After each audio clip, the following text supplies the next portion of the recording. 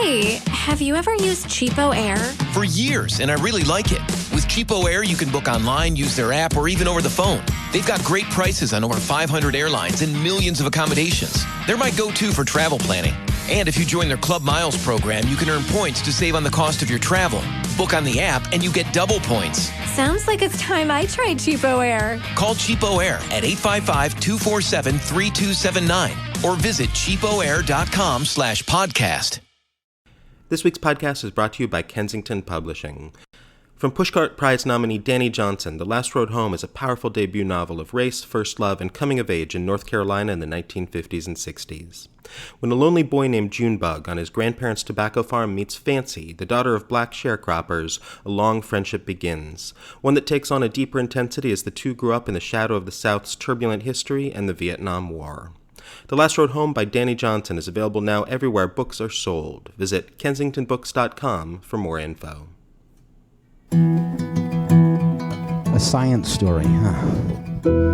These NYU scientists, I felt right. I was so And I just thought, well, I figured it out. It was that golden moment. Because science was on my side.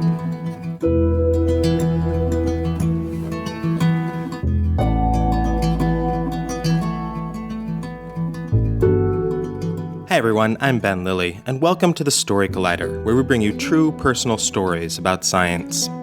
This week's story is from Aaron Wolfe. It was recorded in June 2016 at Oberon in Cambridge, Massachusetts.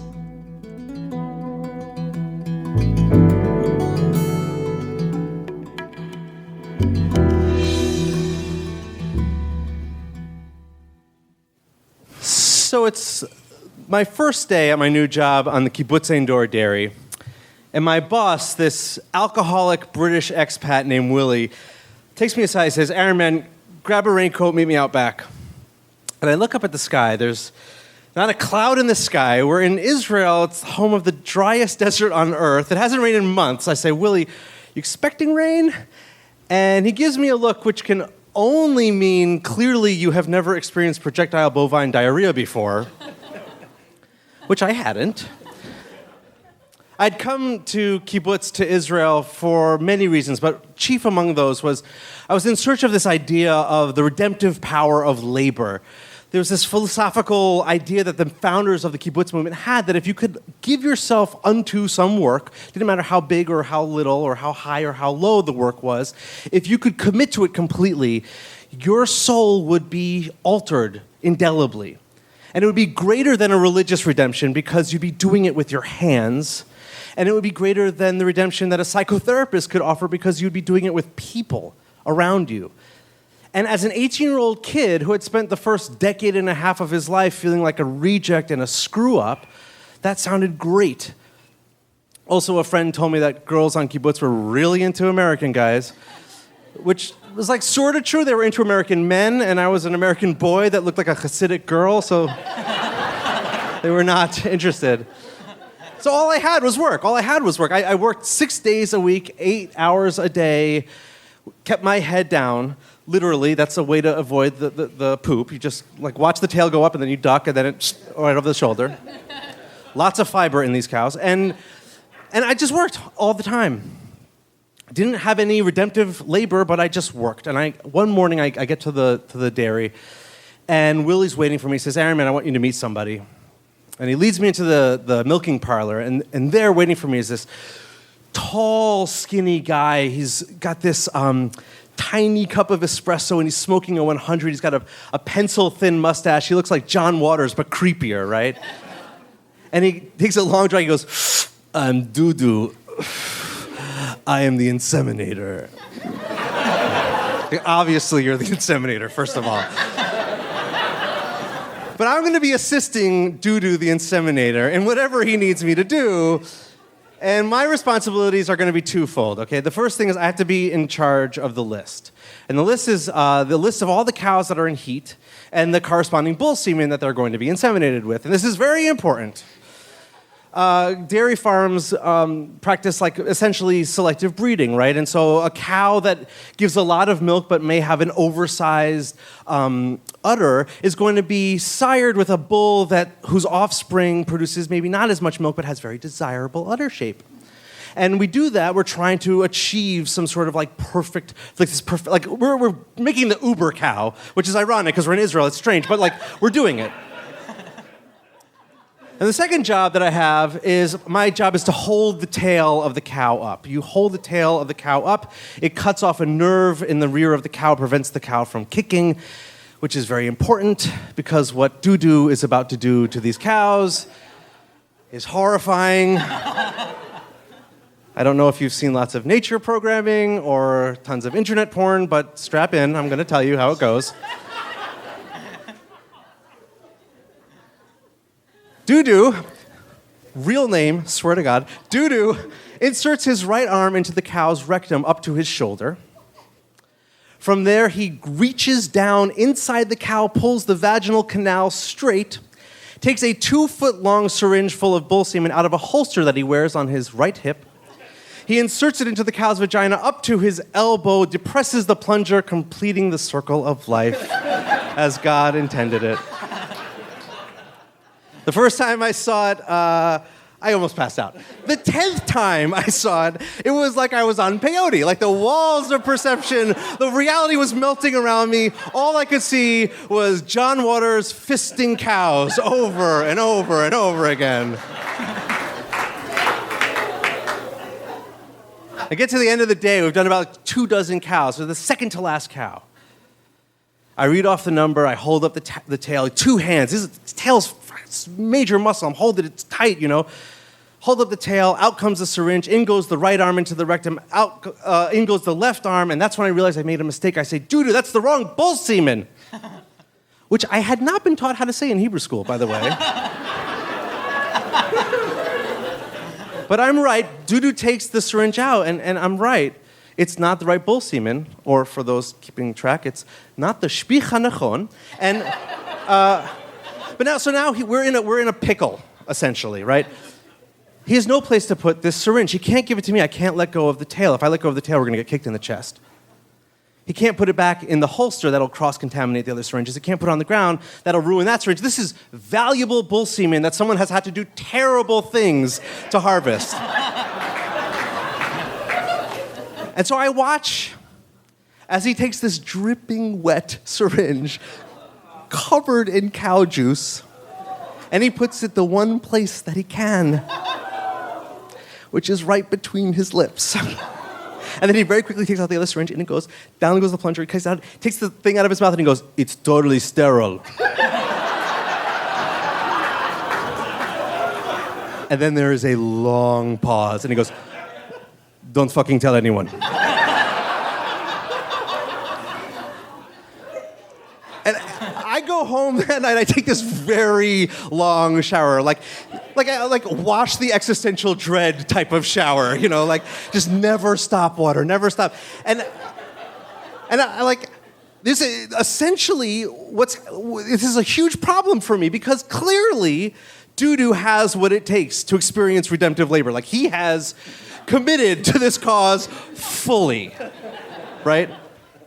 And I'm not sure I have what it, if what it takes is to perform cunnilingus on a cow by proxy, I don't have what it takes. I also don't want to have what it takes at all. For the next few months, I just kind of go through work in this daze, just in a fog. And then one morning, I'm doing the morning milking, 3 a.m. milking, and I'm getting through halfway through the cows, and Willie bursts into the milking parlor, and he says, Aaron, man, we got to go right now. Come with me. And he takes off into the night. And I go running after him, and he's running past all the other cows. He's running to the back of the cows where we keep the pregnant cows. And without a blink, he just leaps over this fence into this pen where there's this one cow, and she's in the middle of giving birth. I can see 2 little hoofs and a snout from her rear. And I have this immediate realization. I've seen the seminal movie City Slickers. I know how this works. Billy Crystal feels a little sad about his life, and then he helps out a calf, and then he feels good. And I immediately jump in after Willie. And I'm Willie, what do you need me to do? And he says, push, man. And I put my shoulder up against the rump of this cow, and I start pushing, and Willie attaches these ropes to the little hoofs that are sticking out, and then the other side of the ropes he attaches to a carjack, essentially.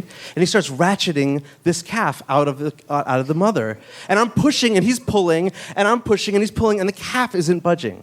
This is a problem that's pretty common, actually, with this selective breeding process. Cows will grow in gestation calves that are too big for them to birth. So no matter how hard we try, this thing's not budging. And he's pulling, and I'm pushing, and he's pulling, and I'm pushing. And then he says, we got to do an episiotomy. Now, my mom's a midwife. So I know that an episiotomy is a surgical wetting of the perineum, and I'm like totally prepared for like the anesthesiologist to come in and like the veterinarian. I'm like, okay, cool, we're cool. And then he takes a Bowie knife out of his boot and he just starts sawing away. And the cow leans over and goes, and then just eats, just continues eating. Slightly different than like human females. But then we get back to pushing. He's pulling, I'm pushing, he's pulling and pushing, and then there's this like, and the calf slides out. But the calf's not breathing. And Willie says, we have to do CPR. And the only time I've ever done CPR is on a 5th grade babysitting class, and it was on a plastic dummy. And I don't know how to do it, but he says, blow, man. And I grab the face of this calf, and it's covered in that same juice. And I press my lips to its nostrils, and I start blowing. And Willie's doing chest compressions, and I'm blowing, and he's compressing, and I'm blowing. And then he throws me off of the calf, and he leans back, and he punches the calf as hard as he can in the chest. And it shudders, and it goes, and then it gets up on little Bambi legs and goes and feeds. And I collapse on this bale of hay, and Willie collapses next to me. And I'm waiting. Like, I'm waiting to feel something, anything good, redemption, anything, like heavens open up, like heal me, something, anything. But I don't. I just feel kind of gross around the mouth area. And tired, really, really, really, really tired. And then Willie puts his hand on my shoulder and he says, Aaron, man. And then I remember, Billy Crystal doesn't feel good right away. First Curly says that thing to him, and then he feels good. And Willie looks me right in the eye. I say, yes, Willie. And he says, she was queefing like a cunt. And he lights a cigarette, and he walks off into the night. That night at the kibbutz disco, which is a barn with techno pumping in it, he comes up to me, blind drunk. And he throws his arm around me, and he says, for a Yankee, you're all right. It's the nicest thing he'll say to me the entire year. It's not exactly redemption, but it's totally close enough. Thanks.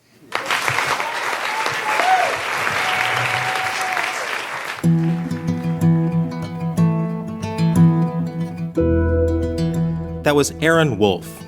Aaron is a Moth Grand Slam winning storyteller, writer, filmmaker, and obsessive fan of Tottenham Hotspur Football Club.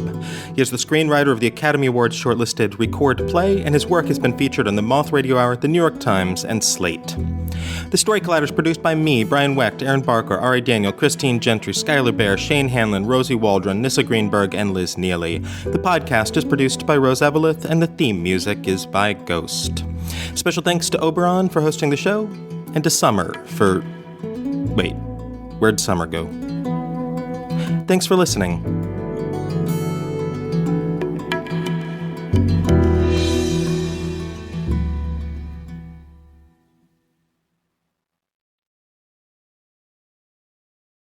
Without the ones like you, who work tirelessly to keep things running, everything would suddenly stop. Hospitals, factories, schools, and power plants, they all depend on you.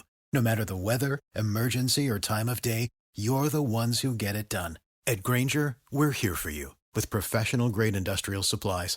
Count on real-time product availability and fast delivery. Call, click Grainger.com, or just stop by. Grainger, for the ones who get it done.